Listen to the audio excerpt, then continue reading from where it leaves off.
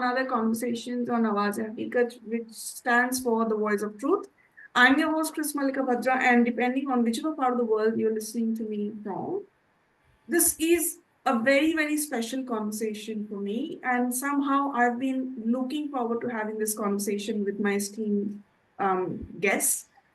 I am sure all of those who are listening to us or me right now, they've watched this limited series called Adolescence on Netflix.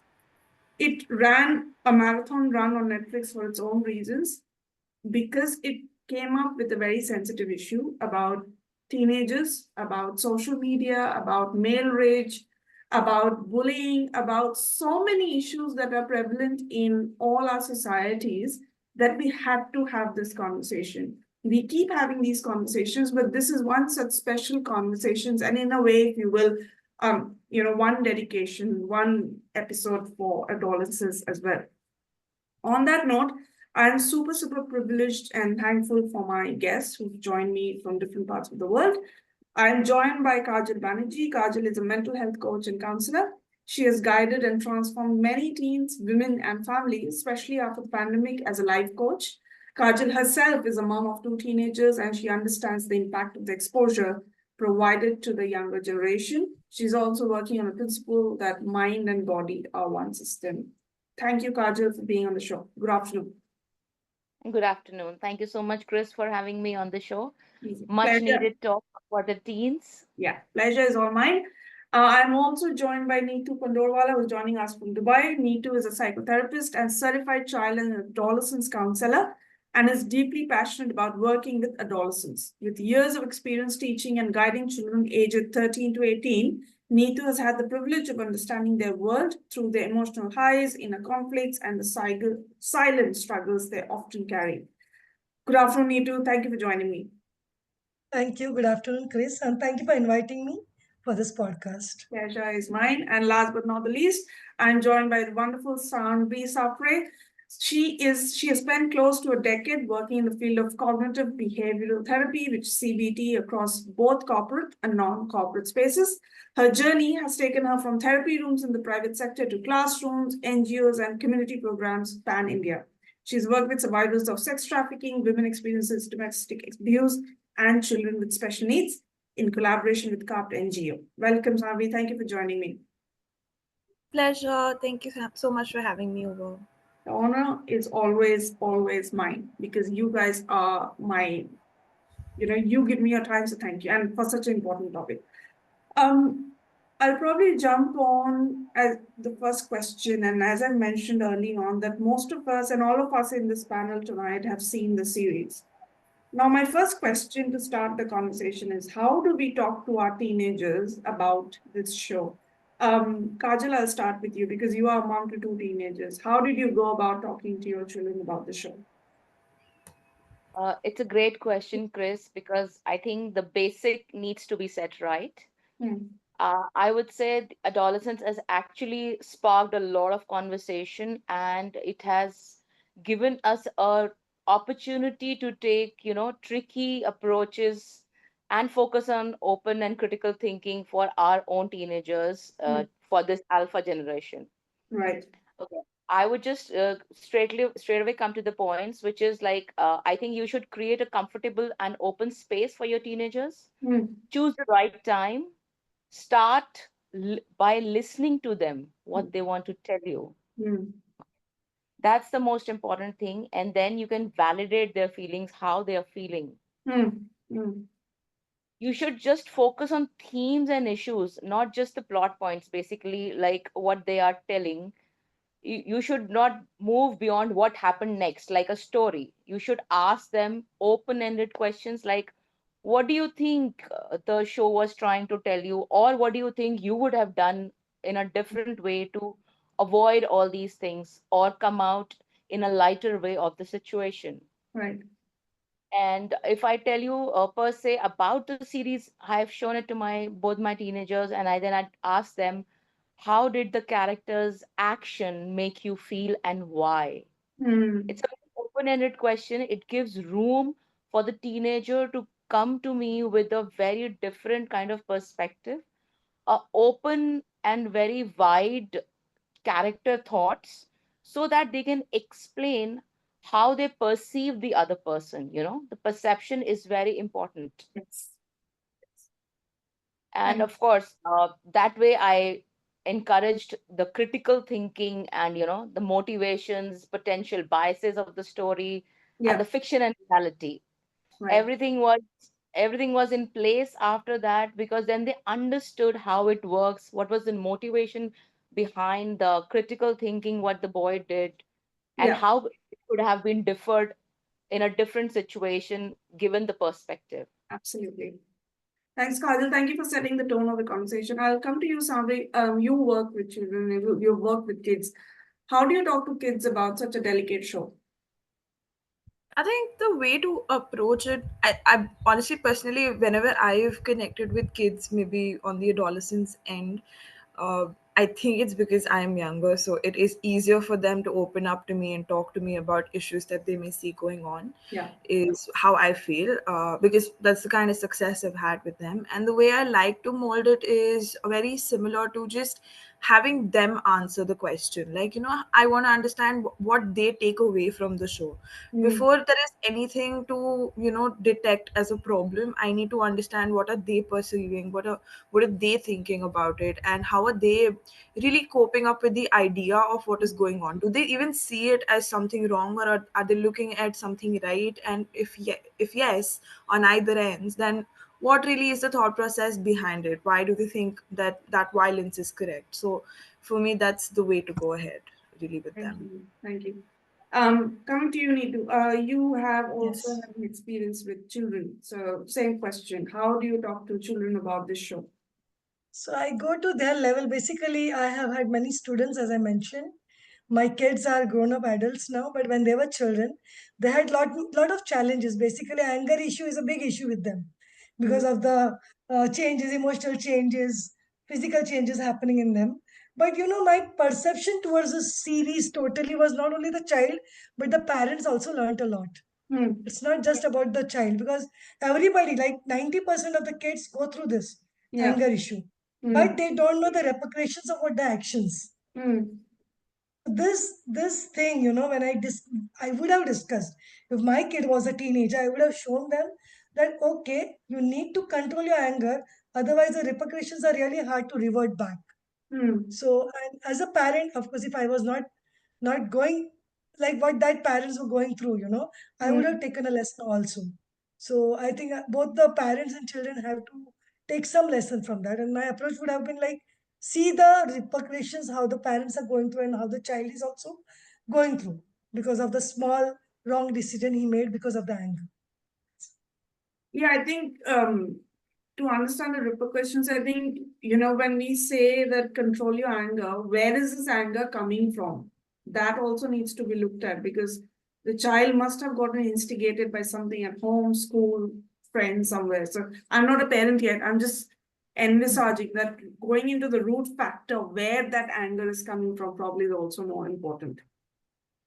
Okay. Um, the next thing is, I saw in the series, and as all of you mentioned, that, we need to talk to the children and we need to give them room and space. The other thing that often comes when we are teenagers is how we see ourselves, how we start perceiving ourselves when we look into the mirror, and various confusions that stem up. So that is one of the issues in adolescent life is identity versus role confusion. How do we navigate that dialogue with our teenage children? And in that conversation, how does social media find its way? Samri, this time I'll start with you. Well, I think the best thing we could do is we could validate their confusion Mm-hmm. in the most easiest way. Like the thing is that our response, at least as parents, is sometimes justified because we have so much going on at the time that it's very difficult to, really acknowledge your child's problem and not look at it as it's petty. Mm, Okay, be it a little smaller or stuff, because we've dealt with such a problem so much while growing up that we tend to look at it as petty. mm, However, when you actively then grow up, you also tend to learn that from your parent. And I think the best we could do is when your child does come to you and say that, this is what really really upset me, or this is what I'm feeling about myself, or this is what somebody told me about my hair, my body, my skin, or anything for that matter. I think instead of humoring the child, you should sit down with them and talk a little bit about why did they feel upset about it. Why was this bit from a couple of friends, or maybe their peers, or maybe somebody older to them as well, Mm. or maybe a relative for that matter, did Mm. affect them so much. I think as parents, we have so much going on that we tend to overlook this because it doesn't seem to get to us. And it's very important for us as parents also to be mindful of these remarks, because there are some children who may not approach the parent saying Yeah. that, what, this is what upset me, or this is something that I didn't like. I think a parent's remarks, and this is coming from personal experience, of course. A parent's remarks are usually something that your parents don't tend to notice. People say it in a passing humor. You also tend to, like, really Yes. downplay it. And over the years, you realize how that really did affect you.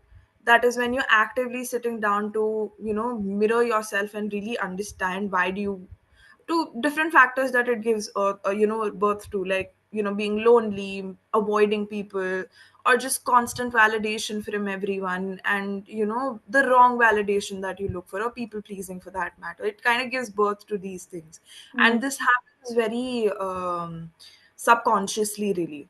So when you sit down, it really hits you bad. So I think that's the way to go. You validate it and you look at it and you be mindful of it and you pinpoint it there and then, so that it doesn't progress from there. Thanks, Ami. And I think when you mentioned that as parents, we often don't know because we have so much shit going on. I think Yeah. that gap gets taken off by social media because that is the time I could be wrong, the child starts seeking that validation from people online, people he has never met, they've never met. And that Yeah. is probably where social media creeps up into their life. But That's where they have the misguided awareness then mm, it's just that because they have no guidance, the school yeah, teachers of course are not guiding them in that zone either. So it's basically the adults that they're dealing with yes, have not really spent that time in, like, really looking at how to deal with this issue per se. For them also it's that petty, because again, it's not their fault, it's just something that they weren't taught either. So in that sense, they tend to then rely on social media. You have so much access now. You've got mm, chat gpt, you've got Instagram, you've got Twitter, and you just pick stuff up from mm, there. So mm. you start to justify a certain amount of behavior from there. Yes, true. Thank you, Sami. Thank you for that. Neetu, I'll come to you this time. Same thing. Yes. How do you talk to your teenagers about, their identity, their newfound identity and Okay. confusions they might be cropping up, and where does social media fit into the situation? Perfect. So basically, my kids have 5 years difference, and I had to return back to India just to settle them because they wanted to study further in India. So I Mm, was dealing with two teenage kids at a time. My daughter is an introvert, my son is an extrovert, mm, and both had different challenges when it came to mingling with people, getting friends. Okay, and in teenage kids, usually nowadays, affairs start at a very young age. 13, 14 kids are having girlfriends, boyfriends. mm, Break up at 13, 14. Even that has, increased the anger issues in kids. They no. feel less validated. Yeah. Uh, s- they are rejected at an early age of 12. They don't understand what is affair. They don't understand what is infatuation. Mm, But the issue is just dealt in a different way. The anger increases. The hatred towards the opposite sex increases. And it increases more in males. mm, Okay, and the conditioning. How can a girl reject you? That conditioning plays a role. And basically, I have a son who respects his wife a lot. My son is married, and I'm always asked, "How did you?" So it has to be taught at a very tender age of 13 to let them know you both are equal. If she's a girl, you are a boy. You both have to get up and take your own classes.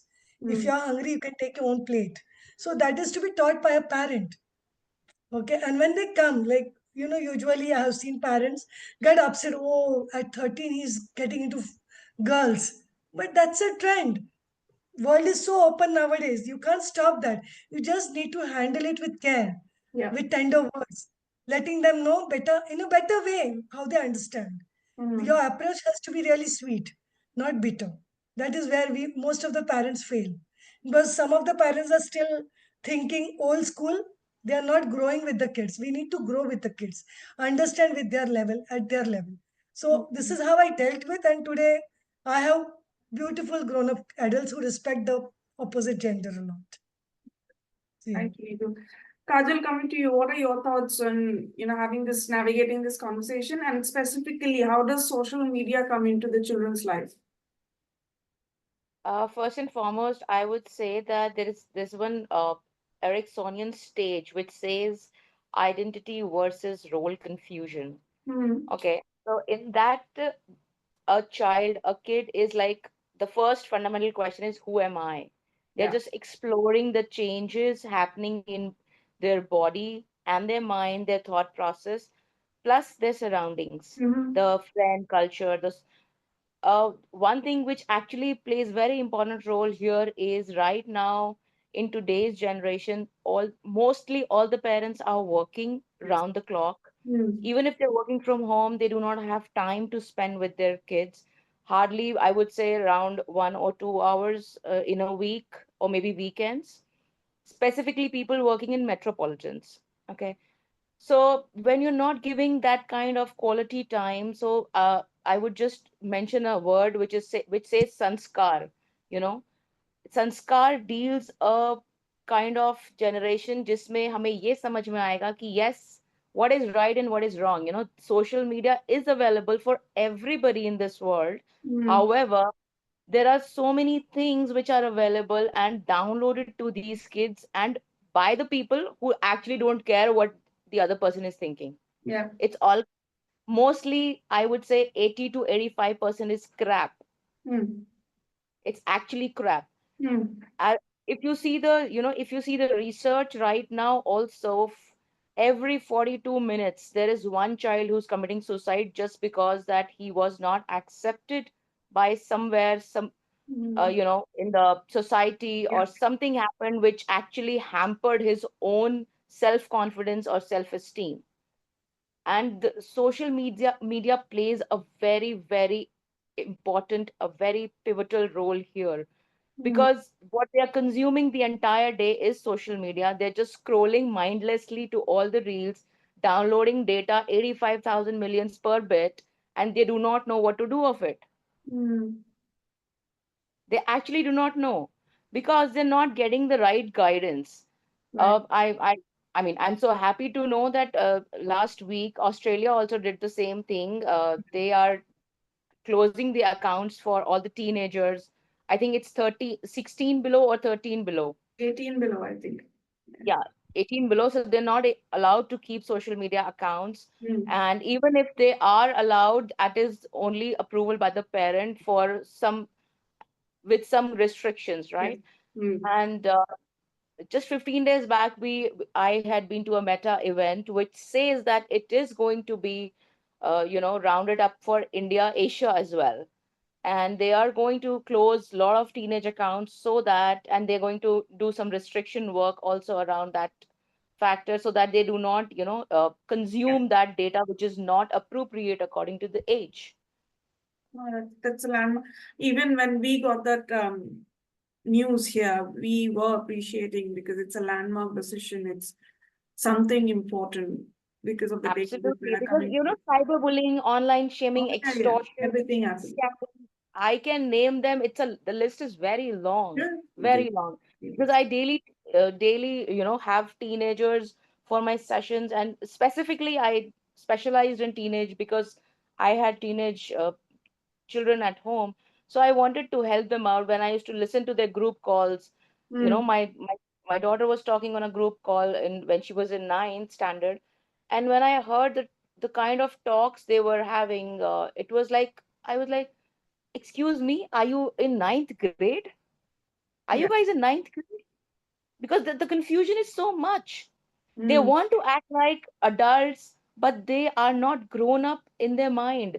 I would say the frontal lobe has still not developed yet. They do Hmm. not understand the difference between how they have to deal Yeah. with all these situations. It's I think it's all when puberty hits, then it's a lot more confusing. What's happening to my body? And if someone tries to come out of the closet, what's happening to my identity? Then bullying, then attraction, for as me to mention, having an affair, what is rejection? What even, why is he saying no to me? All of that, it's, I would say that this is social media plus the movies and everything, yeah. which is actually giving them that she is mine, that he is mine. There Yeah. is this there is this comma, inverted comma says, which she is mine or he is mine. Hmm.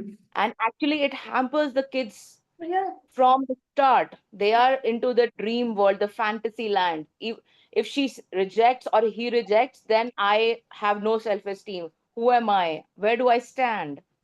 It actually hits them Very very hard. bad.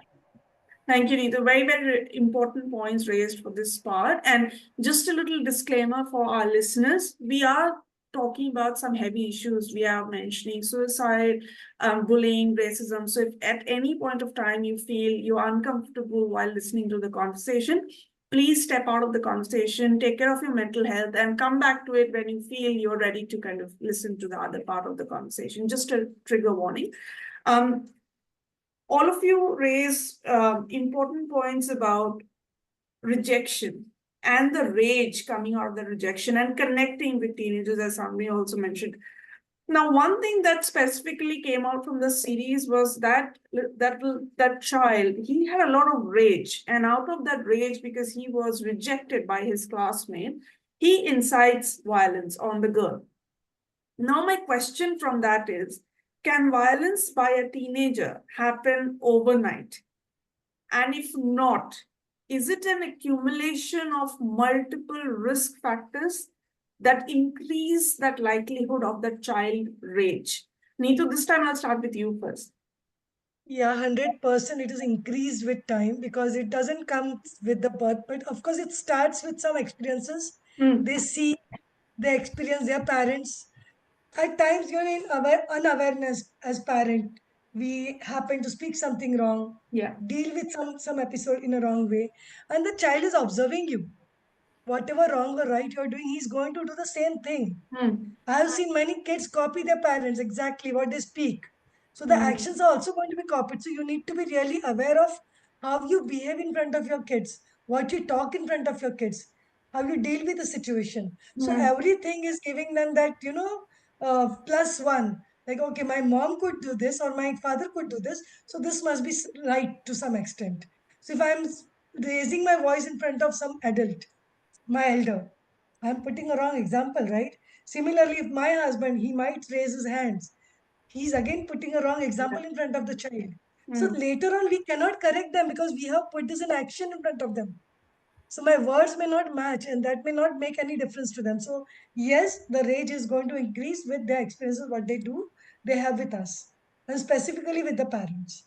And even if neighbors, suppose my neighbor is doing something wrong and I'm not raising that topic, or if I'm discussing in a wrong way again, that's putting a wrong impression on my child. It's not only at home, anything what is happening in surrounding, wrong happening. If I'm supporting that, I'm somewhere putting a wrong example to the child, and that just helps them to leverage their anger. Okay, this is okay to be done.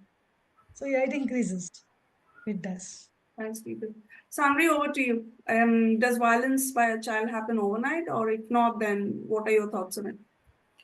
I think it's of course built over time. You can't expect somebody to just randomly have like an outburst and commit something Yeah. that could be harmful to the other person, of course. But it's really the contributing factors again. It doesn't necessarily mean that the parents are violent or they are the ones who are probably promoting it or anything of the sort, but it could just be watching TV really. I mean, the kind of stuff that we got to watch even as children, we were exposed to stuff like Ben 10, we were exposed to stuff like Pokemon. Yeah. And while these were cartoons, of course, I mean, I don't want to take them out of context, and I don't think anybody should deprive their children of watching these as well.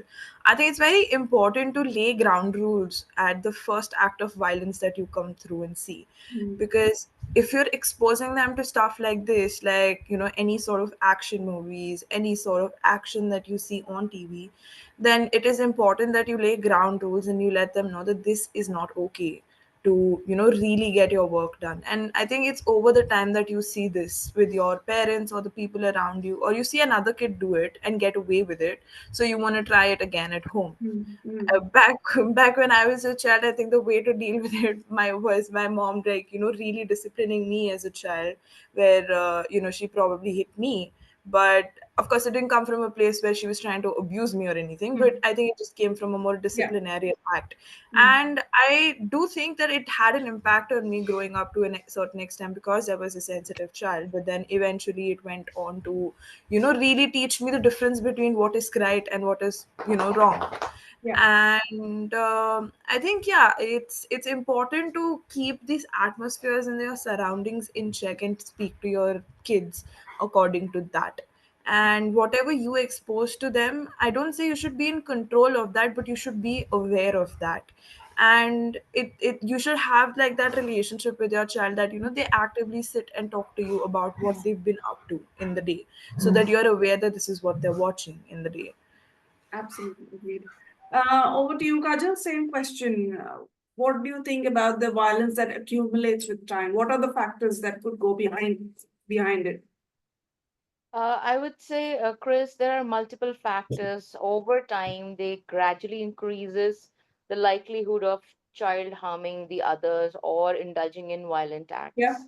Mm. Like Neetu said, first and foremost, it is absolutely correct that children mirror their elders. That's absolutely correct, because they do follow them, because unconsciously, on a subconscious level, they follow them, mirror them, to make sure that what they're doing is right, because they do not know what is right and what is wrong. Mm. Plus, the second point which Savri came up with, that yes, violent topics on comic topics, I would say, the social media or the comedy we are watching right now, or maybe that, like, we had Ben 10, she said, summary, right?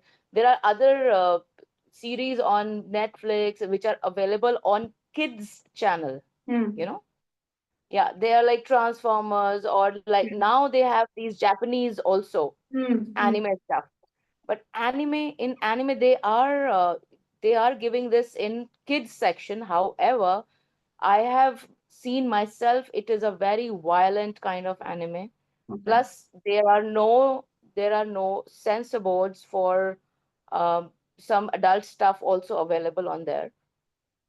Mm. Plus, I would like to add a few more points to the same thing, which are developmental processes. Aggression and violent behavior are often learned because they are often developed over time. Yeah. These adolescents, they are having their emotions, unresolved conflicts, and confusions between who am I, the identity, and the shift and the hormonal changes, imbalances, and it actually comes out from unaddressed issues of their parents, their family members, their friends. Mm. They build up this resentment, anger, denial, rejection, rage inside of them, because they're not getting any kind of validation and correct guidance, whom to speak to openly, so that they can come out with exactly what they want to do. They want to just suppress it so that other person, they don't feel that, yes, you are thinking something which is wrong. Yeah. And this starts from the home. If you have an open communication channel with the parents and the kids, and you have specific timing that you are giving them, by not being judgmental for any kind of conversation, an open communication channel. Like, I have started this after being a wealth coach, mental health coach. I started this after COVID, so that I told my kids that I am opening a very non-judgmental channel for you, that wherein you can just walk up to me any time of the day and tell me, Mama, this is happening, how to handle it. You don't have to wait for a specific time, or that, like, I am free or not. You can just tell me, Mama, excuse me, I want to talk to you for 5 minutes. If you have time, just give me. You want to just put up a question, please shoot. It's open. At Yeah. least you don't want to end up doing wrong about anything. Because as I mean, Neetu said, they are mirrors of your, elders, Yeah. obviously. So how you handle the situation is very, very important, very imperative, I would say. Mm. Yeah. In the future also, they would say that my mother or my father had an open communication channel. They were non-judgmental about whatever happened. Mm. They understood the fact, they validated it, and they gave us proper guidance how to handle the situation. Right. So this will actually eradicate the exposure of violence. This will eliminate all the mental health issues related to depression, anxiety, conduct disorder, or any kind of, hand holding, any substance abuses, social media influences. Because now they know they have a person who is physically available for me to handhold and guide. Yeah. You are not dependent on anybody who's on social media giving me an emoji or telling me that how you look, how you act, how you walk, what you're wearing.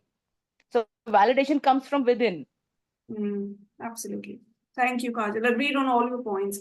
And this beautifully segues into the next question that I wanted to ask. We are saying that we want to create a safe space, open space, where our kids can walk up to us anytime so that, there's no impending danger. On that note, when we create that open space for conversation, how do we help our teenage boys to manage their anger?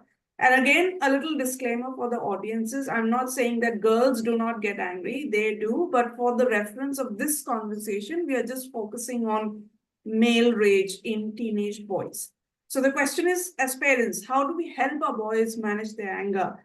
And could there be any mental health issue when the child is exhibiting that rage? Sandri, this time I'll start with you. So I think it's usually the anger that will help you identify the underlying reason behind how should they go ahead to basically categorize shame, depression, insecurity, or grief, if any. Mm. It's the only way that they usually express themselves, because they don't know anything else, because they don't emote the way women usually do or the girls usually do.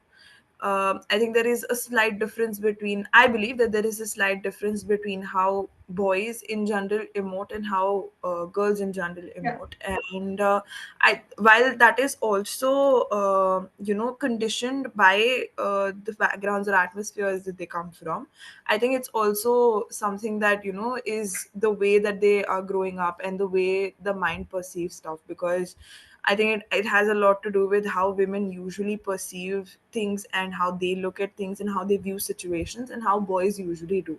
They have a more logical sense or a more practical sense or a more, reactive sense to it. Women have a more, you know, sensitive approach to it, a more emotional approach to it, and that prevails between girls and boys as well. And the way to, I think, manage these factors would Yeah. be engaging them into actively talking about their feelings, or normalizing the fact that them as a boy can talk about their anger without actually being too aggressive about it, or not using calm as a way to express themselves. Thought diaries, giving them an emotional wheel to really pick out their emotions. Because sometimes what happens, I don't think that a lot of us can put our emotions into actual words. Like, I could be feeling shame, but I could go up to my parent and be like, you know what, I feel sad today.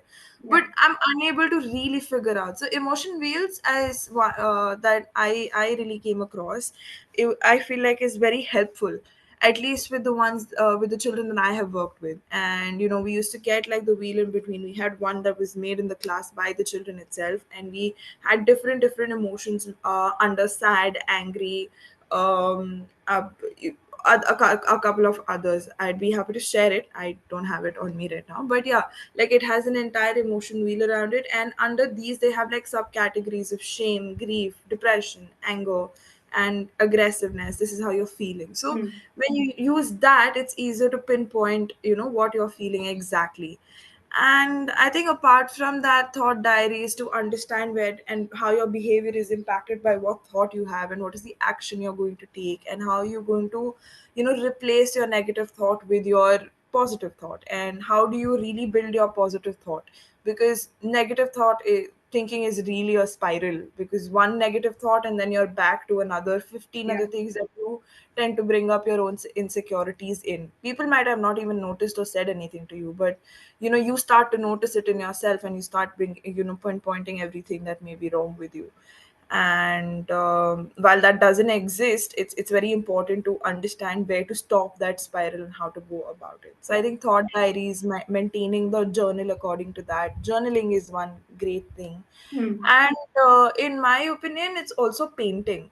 I think men can be really good artists when it comes to the strengths that they have. So a lot of stuff like spending time with their dads to actually, or their mothers of course, into building stuff up in the house, where there are stuff involved with wood stuff, and using the hammer, of course not explicitly throwing them into the construction area, of course, but then a whole guided experience there. So that is a great bonding experience for them, to be able to talk to them about Yeah. questions that they may have, because boys usually will come to you asking questions about a similar situation that they're going through, but not openly tell you that this is what they're dealing with. So that is one. I think the others could be exposing them to sports, so that they have like a more aggressive channel to get rid of the anger that they have, and then sit with their thoughts and talk about it, really. Very constructive. Thank you, Samri. Kajal, I'll come to you. Same question. How do you help our teenage boys manage their anger? Um, as a coach and a parent, both, I would say that I have a few pointers which I use for myself as a parent, plus as a coach, because generally I have teens coming around. They are the similar age as my kids. Hmm. So the first important thing is I have to listen to whatever is happening without any judgment, Yeah. because that gives them validation that there is someone who's listening to me. That the most important phrase which I give them by acknowledging their feeling is, I hear that you are actually frustrated and angry. It's okay to be angry at times. Hmm. Because once you tell them it's okay, then they understand that okay, it's not a bad feeling, you Yeah. know and they have to differentiate between the bad and the good. So they should know that anger is also one form of emotion. It's okay to feel that emotion, but Yes. yes, we need to vent it out, right? So I give them a few of the healthy coping mechanism, like exercises, like deep breathing exercises, physical activity, which actually release the pent up energy and reduce their stress. Which excessive energy is like lawn tennis or whatever the passion is, means football, lawn tennis.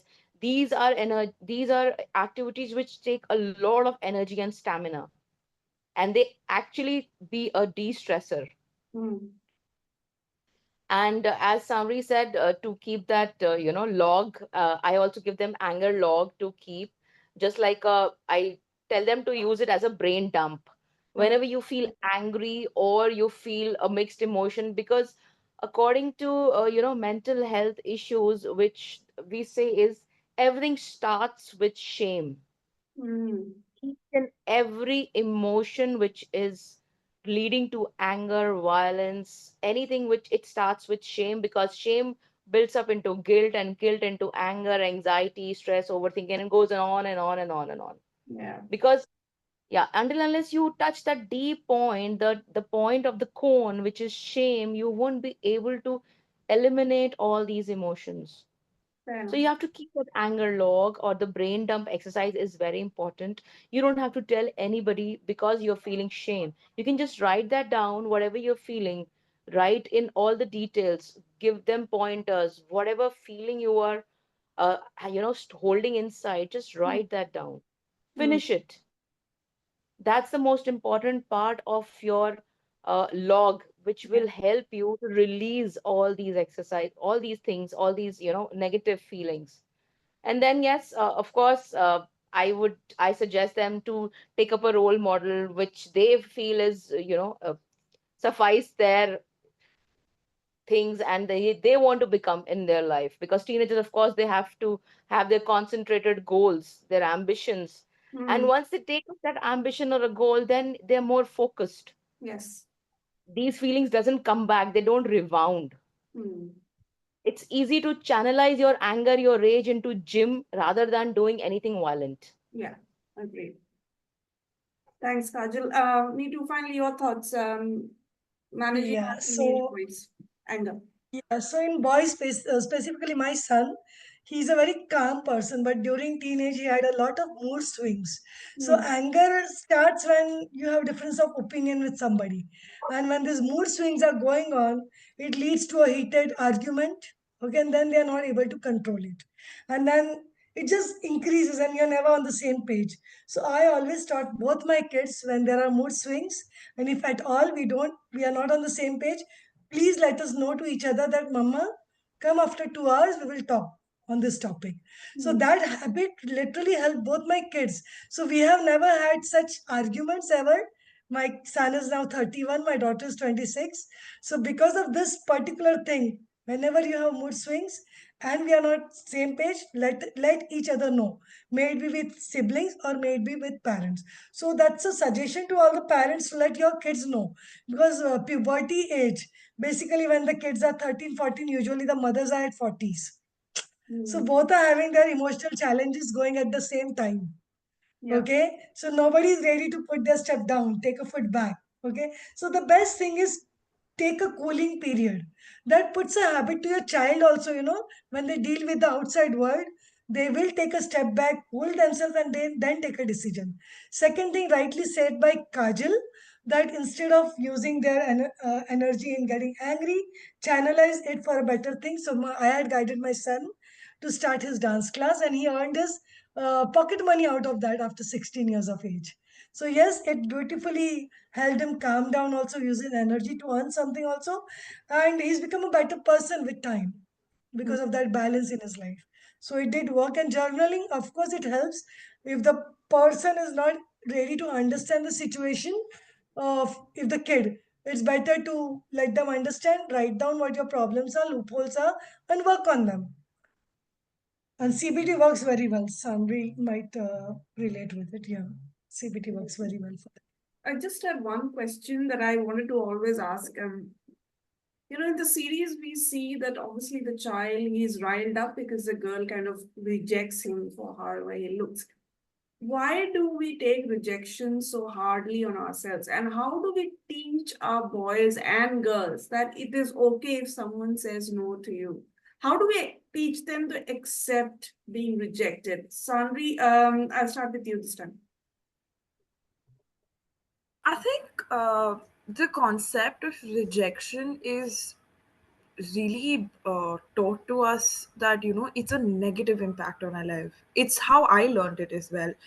I Hmm. think my largest fear of rejection at that time, when I was a child or when I was a teenager for that matter, was that I just couldn't be by myself. And if this person does leave me or my friends do leave me, what am I going to do? Hmm. Whereas, when I finally came to terms with it, and I came to terms with it very late in my life, this is exactly why I took up this course and I got into this because I really didn't want anybody in their teenage to really go through that again. And when I dealt with it, I really got to know that it really didn't make a difference to me as much. Like, I lived more peacefully and happily by myself than I did with, a couple of people who wouldn't respect me or be with me for me, but something that they wanted me to be for them altogether. I think that is what happens because Yeah. there is so many things around you that confuses you. It Hmm. is your appearance because you're changing, you don't fully understand the depth of it. There are so many idealistic figures that you're supposed to look at to really uh, idealize it to yourself as well and apply it to your life as well. And while your parents mean well, or they do not mean to really demean you by saying that, oh, you may be overweight as a child, or you have too many pimples, or your hair is not as straight as it's supposed to be, or not as healthy. I think the way they approach it on most occasion is that, look at your hair, you're not eating well, how bad do you look? And I think they don't mean bad, but they just don't know how to express it, because that's how it was taught to them as well. And I think that communication between the child and parent needs to first fix itself. Yeah. It's it's it's it's very important that parents read up on these things a little bit more before they have a conversation or address a conversation, because they tend to get dismissive about it. They tend to get, like, really ignorant about it, or they avoid the conversation altogether. There's these three patterns that are there, and that's how we also learn to deal with it. That, eventually we talk to ourselves, and we're like, it doesn't matter as much. It's just a guy, or it's just a friend. I could Hmm. make another couple of friends. But you've invested some time in this relationship, however young you are, or you spend some time at an equation. You must honor that. Honor yourself. I don't say that you have to really honor the other person or the equation that was there, but honor the equation and your own investment. Yeah. I think that would be easier to deal with your rejection, because when you start to do that, you accept the fate of that relationship, and then you eventually move on, and it makes moving on easier, and the whole impact of rejection really decreases. So I think one part is to be okay with yourself, where your peers maybe constantly make fun of you, but you're okay by yourself. You don't need anyone else. And secondly, people, you should have strong boundaries of the fact that you accept yourself the way you are. And third is the kind of communication that a child and a parent usually have about their insecurities altogether. I think these are the three main things that you could do to deal with rejection and make it easier for a child altogether. Thank you. I'll move to you, Kajal. How do you teach our children to accept rejection? I would say you have to repeat after me. Rejection is redirection. Wow, that's good. Rejection is redirection. Profound. Yes, it is. It is because rejection comes with the word redirection. Reason being that you are being rejected by some person or a group of people or something. That means that that place is not for you. Hmm. You need to find your own space, your own place, because that's how you validate yourself. That I mean, expert Sanvi, I agree to her absolutely. Honor yourself. Hmm. Yeah. That's self love. I would say, not the influencers self love what they show on the social media. That's self love. Absolutely. Honor yourself, because if that place, if that person, if that group is rejecting you and they do not want you to be in, that is the sign that, hey, please turn your way, go to that place which is actually for you. Hmm. You're too good to be there.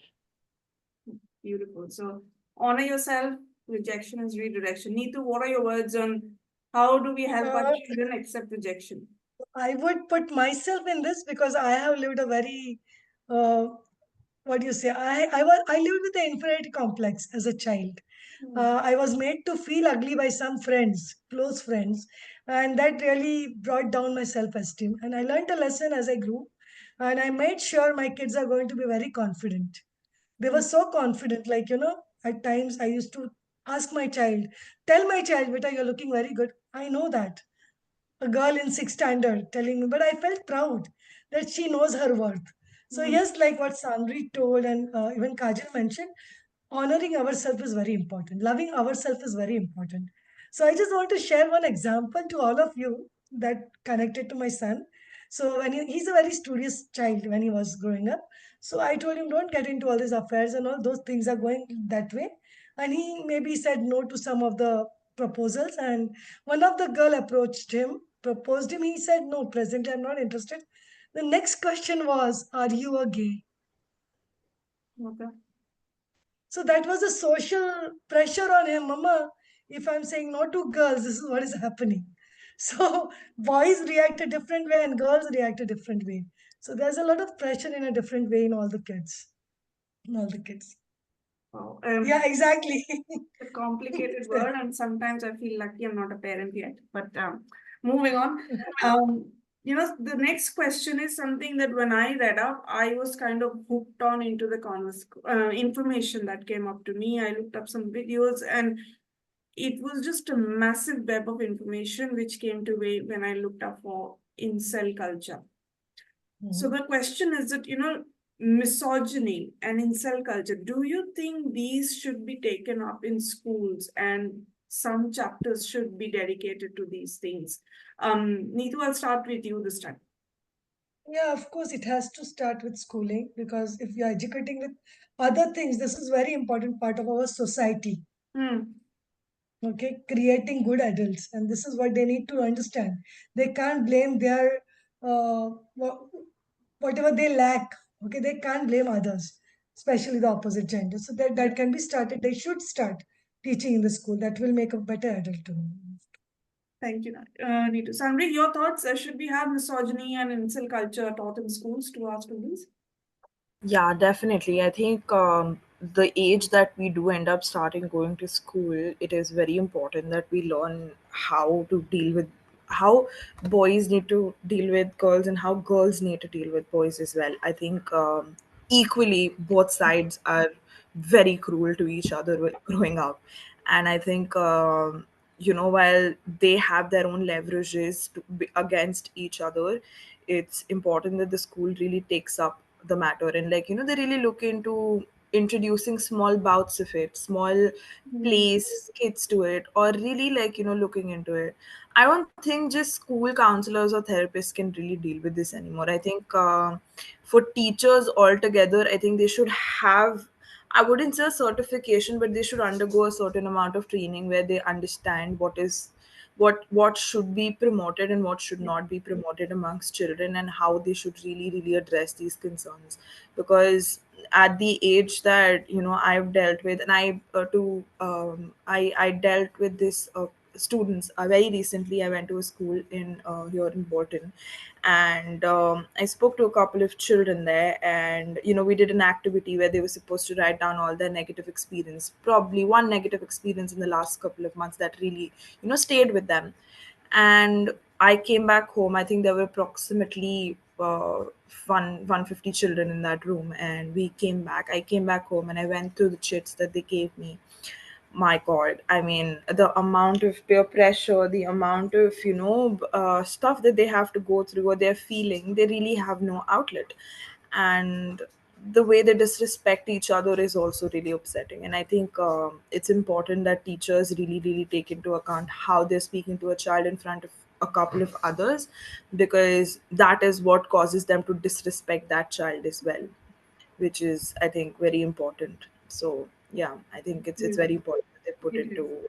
put it into a curriculum and really make a subject about it. Yes, I agree. I agree. Kajal, your words. Should we have misogyny as a chapter in school and incel culture? I would say this. Uh, it actually would raise an argument. Reason being, there are a lot of pointers in incel culture and misogyny because, you know, first the teachers, as Sanvi correctly said, the teachers needs to be educated about the subject.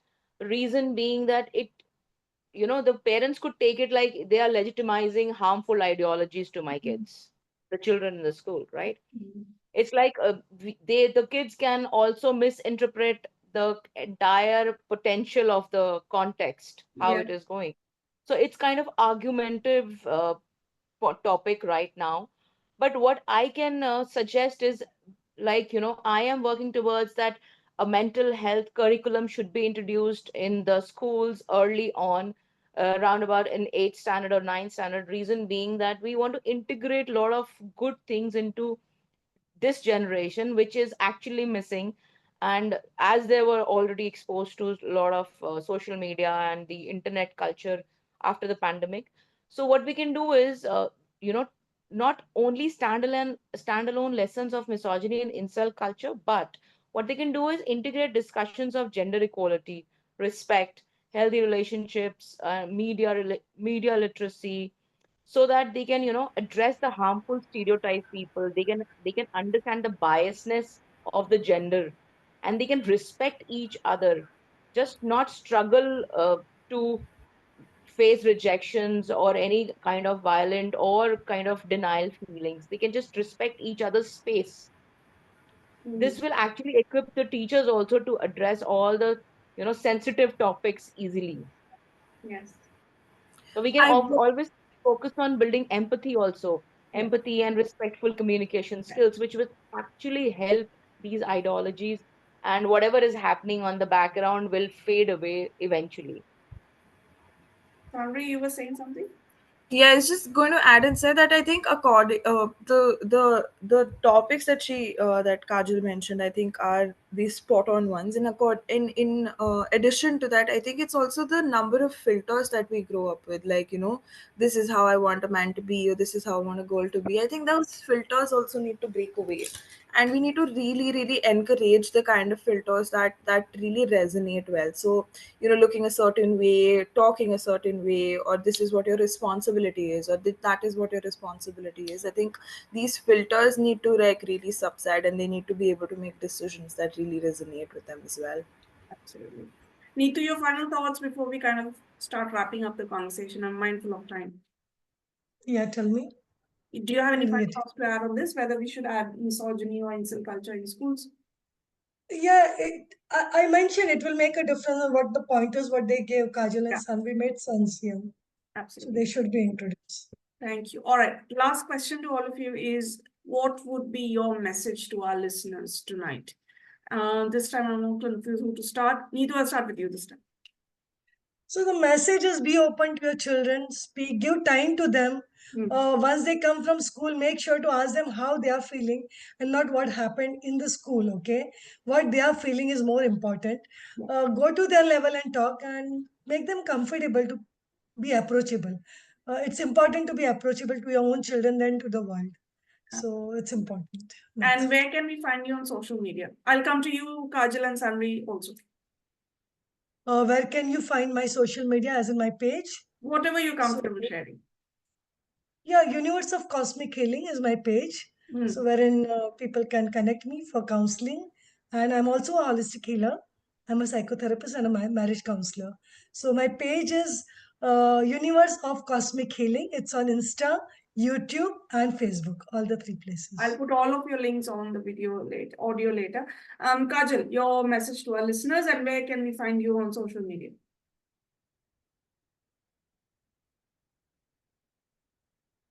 Kajal? Okay.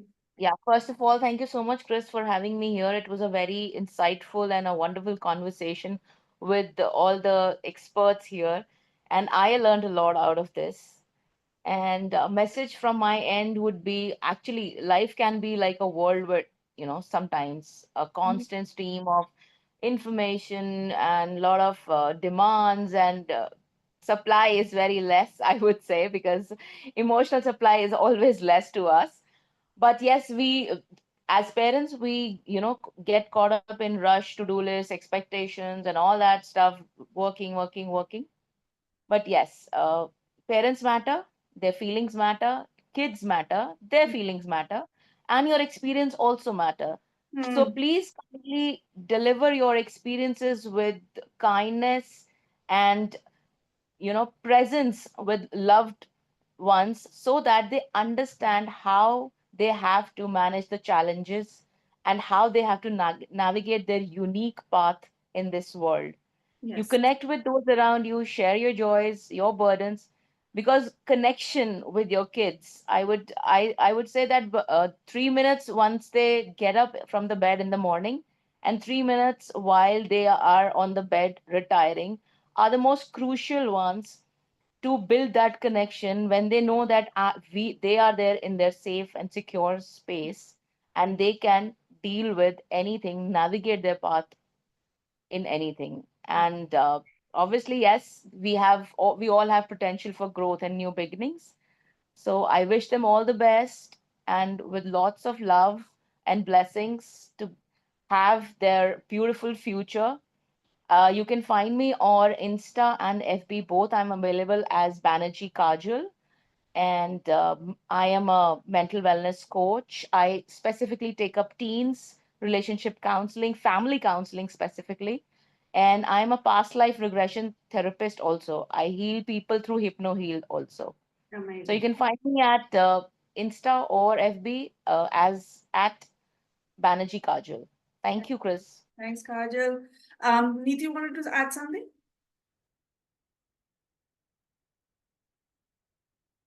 One experience what I want to add on is like parents, they wait for the children to start going to school so that they can start their own work. So I just want to give one advice. So if you have given a birth to a child, it's your responsibility to create a good adult. So make sure that you start your journey to success only once the child has stronger wings. Okay. You both cannot fly at the same time, right? That will make the wings weaker. So make sure that their wings are stronger to fly alone and then go for your own success. So Thanks, that's a small advice, but very important advice. thanks, Neetu. And finally, Samri, um, what would be your message to our listeners, and where can we find you on social media? I think one of the whole point of me involving this is the kind of message that I was always trying to send through involving my this in this way is like I think effective communication. Hmm. I think that is the most complicated amongst humans in general. It could be older, younger, between the older and the younger. I think that is one thing that we should all really work towards. Like, we really need to normalize sitting and talking about how we feel, how we are doing, what we're doing, and why we're doing it. I think this is the only way to build something and to only way to deal with anything that may or may not be wrong. And I think understanding the the whole concept of being equal to everyone around you and looking at people as people instead of gendering them, like, okay, Yeah. that's a woman, that's a man, unless it's like a whole biological sense to it. Of course, that's a different thing altogether, but like in treatment, really, Yeah. uh, I think understanding that whether a woman or a man, it's still a person. Yeah. So when you look at it in a more common term, it's easier to relate. I think these are the two things that I would really, really like our viewers to look at. And I think the third one, sorry, would be the educators, the guiders, the guardians, really, for Hmm. the children that we have. They should spend some time a little bit more educating themselves on how they can be around their children. I'm not saying that they don't do enough. Of course, they may not have the time. I'm not saying that, they're not capable of it, but I am saying that, we may not be approaching it the way we should be, and that's the largest gap. So I think educating ourselves into Yeah. understanding the generation better. Yeah. Absolutely. Samri, where can we find you on social media, please? Yeah, so I have one I don't have any official pages as such, but I have an Instagram where you can follow me on Yuki 24.0, or my LinkedIn page. I am available there. And yeah, you can reach out to me there. Gee, wonderful, ladies. Thank you so much. This was such a eye-opening, heartwarming. I don't know what else adjectives can I add. I all I can sense is as parent, as growing up children, the world is getting harder and harder. But we just need to find out ways how to maneuver our charts more effectively so that the parent-child dynamic is balanced, healthy, and open. On that note, to my listeners, this conversation was a bit heavy. We had a few trigger warnings as well, so please take care of your mental sanity. If you ever want to step out of the conversation, please do so and come back to it later when you are in the right headspace. If you have heard us for the first time, I really hope that you had a deeper look into how the society functions around us. You've watched adolescence with your children, you've had an open conversation with them because the children need us more than anything right now. And if you've heard me for a while, I hope that you like the content on the table. If you've got any thoughts or feedback, even on this episode or any of the future conversations you've heard in the past, please write to me at awaz-e-haqiqat@gmail.com, or you can also reach out to me on Facebook, Instagram, and YouTube. I look forward to reading your thoughts and comments. On that note, thank you so much, everyone. It was wonderful having you on the panel. The pleasure was all mine, and I look forward to many more of such conversations in the future. Thank you. Thank you, Chris. Thank Thank you. you. Thank you. Thank you, Chris.